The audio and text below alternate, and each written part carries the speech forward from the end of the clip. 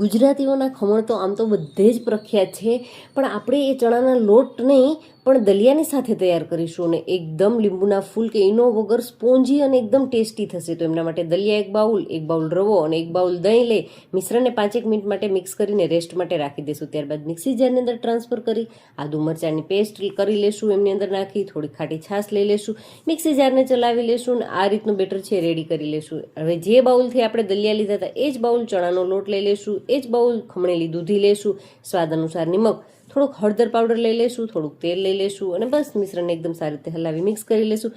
Mix થઈ ગયા બાદ જ એમાં ચપટી ખાવાના સોડા એડ કરીશું, ઉપરથી દૂધ એડ કરવાનું છે. હા, નોર્મલ ટેમ્પરેચરવાળું 2 ચમચી જેટલું દૂધ લઈ લેશું એટલે ખમણ જેવું જ પરફેક્ટ રિઝલ્ટ છે. ઈનો કે લીંબુના ફૂલ વગર સરસ આવશે.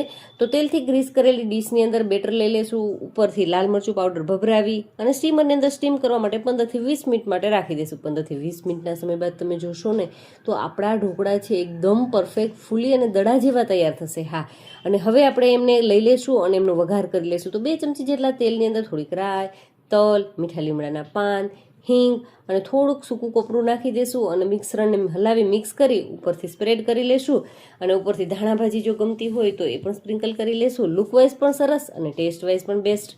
હવે એમને ઠંડુ થવા માટે 5 મિનિટ માટે રાખી ત્યારબાદ એમના પીસીસ કરશો તો એકદમ સરસ પરફેક્ટ પીસીસ છે તૈયાર થશે. અને તમે જુઓ ચમચાની મદદથી આ રીતે લેશો ને તો એકદમ બજારના જે ખમણ હોય ને એટલા જ સ્પોન્જી અને ખૂબ જ ટેસ્ટી એવા દલિયા અને દૂધીના ઢોકળા બની અને રેડી થશે. એમનો ફૂલ વિડીયો વોચ કરવા માટે નીચે જે ક્લિક